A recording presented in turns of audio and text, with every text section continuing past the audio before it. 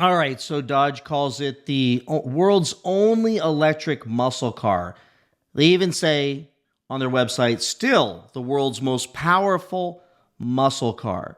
In the Dodge Daytona Charger Scat Pack EV is supposed to be a muscle car.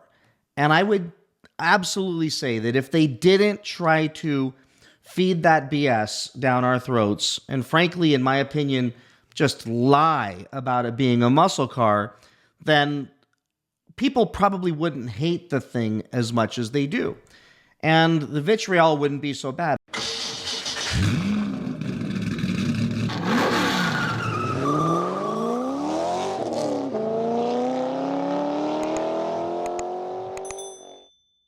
If they would have come out and called it the GT, the Grand Tourer, meaning its best capabilities are when that thing is driving from one point to another point at a distance, at a cruising speed, in a level of comfort and serenity that, while still having the ability to have pickup performance out on the highway when needed, acceleration when needed, just a really solid Grand Tourer that looks really good and that can keep up with most EVs in general. That would have been really cool. Now, yes, what they tried to do is tell us that this thing is a muscle car and then flex that it will beat the gas versions of the Scat Pack, RT, even the Hellcat is what they've been saying. But I'm here to tell you that I never bought that once. I'm not, it's like my analogy I made in my last video. It's the guy with the freaking fake muscles, the bicep implants, riding an electric bicycle and bragging about how he beats all of his friends that are riding 10 speeds pedaling. You know what the best part is? Being out of shape and blowing by people who are in shape. God damn it. I cannot wait for his battery to die. That's ridiculous. It's a completely different story, different scenario altogether, and it's ridiculous to make that comparison. Now, if you agree with me that we shouldn't be pitting electric cars against gas cars when it comes to judging whether that car is a muscle car or performance car, then please just put a thumbs up in the comments below. But if you agree with me that if you're going to have an EV and you're going to call it a muscle car, it should at the very least be able to beat much, much cheaper non-muscle versions of an electric car. And that's where this video comes in, where U-Drags did the Model 3 performance, which we've been talking about forever, that would be faster than the Daytona Scat Pack, top of the line, stage 2 kit, the whole kit and caboodle, and it would get smoked by a Model 3 performance. Well, U-Drags did the race, and it was embarrassing. I'm going to show you that in a second. But first, I also wanted to address our friend Mod to Fame. Again, enjoy his channel.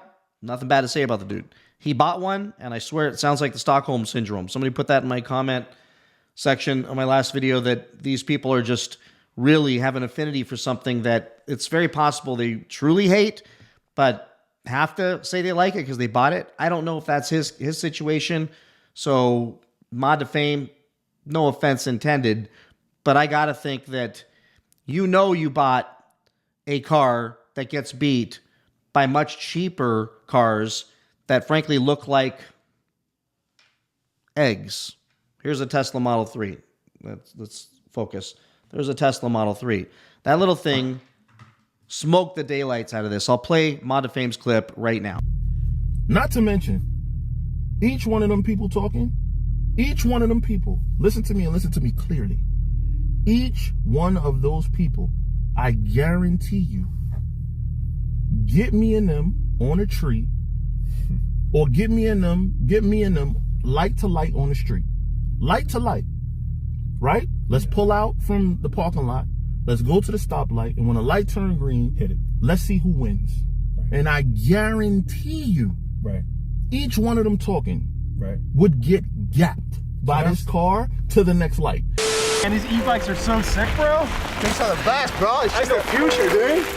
Oh. So I know in that clip, he meant, and his buddy meant to say, all those guys talking in the comments who drive Hemis, who drive gas engine cars, will get beat by this thing. I know that's what he meant to say. But that clarity, I think, is really critical because there's no way you can say that about the Hyundai Ioniq N5N thing or for sure the Model 3 Performance. But the gap is even bigger. Let me show you what we've got here. So this is the marketing on Dodge.com where they call it the world's only electric muscle car. Still the world's most powerful muscle car. And then here they've got the stats. And we can blow these up. Scat Pack is expected to target 0 to 60 in just 3.3 seconds and target the quarter mile in 11.5 seconds. Okay, awesome. So that sounds exciting. And some of the flexing, the reason I want to point this out, some of the flexing out there from some of the YouTubers are, I can do 0 to 60 in 3.3 seconds. 3.3 seconds. I mean, it's a lot of bragging taking place. Thing is I'm not seeing anybody get 3.3 seconds out of that car. I suspect that Dodge, like they do very often, is that 3.3 seconds is after rollout, which is after about a foot of it taking off and the clock starts ticking, which would stand to reason that it's really a 3.6, 3.7 second car, 0 to 60, but there's just so much flexing when it comes to this thing on the 0 to 60 and 3.3. And I will tell you, the Model 3 Performance flexes at 2.9, but I don't see people out there getting 2.9 all the time as well. So equally, it's going to be probably a little bit more than that. And assuming they used after rollout, who knows? These manufacturers will say whatever they got to say to make things sound better for marketing purposes. And with the price of $47,000 versus this thing at around $80,000, they say $75,000, but with anything on it, $80,000, $82,000, $85,000 MSRP, I'm thinking, there's a significant disparity in price when you're looking at $20,000 to $30,000 difference. If you add in all the discounts and you're in a state where there's incredible lease deals, certainly you're going to get it for cheaper. But if you look at the lease deals on the Model 3, you're looking at, an $849 a month for the Performance all-wheel drive, which is not as attractive lease deal as what we're seeing with the Dodge Charger Daytonas. So fair enough, you can probably lease one for less money than you could lease this Model 3 Performance. So I just want to be fair here and lay all that out. But now let's go and take a look at what happened, how horribly bad this went for the Dodge Charger Daytona. So let's go ahead and play this to show you how the 0 to 60 times ended. Oh man, the Tesla got a good launch.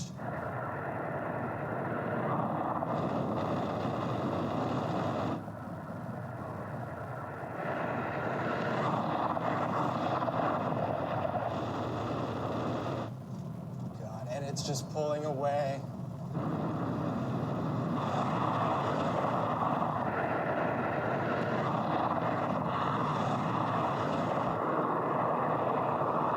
Let's pick the braking. Let's not overdo it here. All right, so I encourage you to go check out the entire race, which includes the second half of the race, as well as them switching drivers in the cars, so you can't blame the loss on the driver.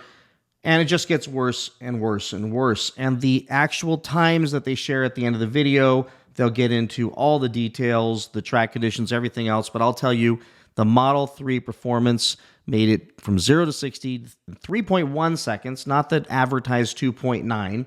And then the Dodge Charger Daytona Scat Pack EV made it in 3.7 seconds, not the 3.3 advertised.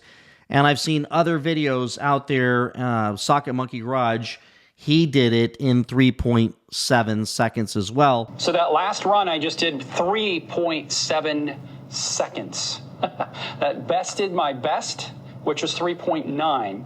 So you're seeing multiple scenarios, a amateur driver and not on a runway knock it out in 3.7, and then these guys hit 3.7. Seems like that might be the actual number for the Dodge Daytona Scat Pack. And then the quarter mile for the Tesla Model 3 was 11.3 seconds at 122.1, and the Charger Daytona Scat Pack was 12 seconds at 118.7.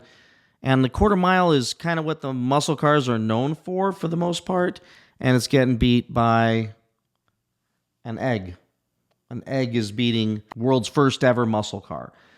Now, I'll be honest with you all, I was really pulling for the Dodge to win. I mean, when the Dodge, I believe the Dodge won the Mach-E, went against the Mach-E, I was jumping up and down. I even did a video like saying, great job. So it made me feel good. Like, I still have affinity for Dodge. I just wish they would have built a car that would beat this little egg that's way less money. It just seems like that should have been, like Butter the Insider said, should have been the benchmark that they set to achieve. Beat the Model 3 performance. That way, even though we're more money, we can have something to say that qualifies us to be a muscle car. But I would say this scenario here disqualifies the Charger Daytona Scat Pack EV from being called a muscle car, period. It's a Grand Tourer. It's a GT with fairly crappy range. So with that said, folks, share your opinions in the comments below. This was a pretty big beating, and I think screams out a whole hell of a lot about where Dodge needs to do some work if they want to have an electric car that they call a muscle car. So please like, subscribe, comment. Thank you for helping me hit 90,000 subscribers. And I will see you all in the next one. Bye-bye.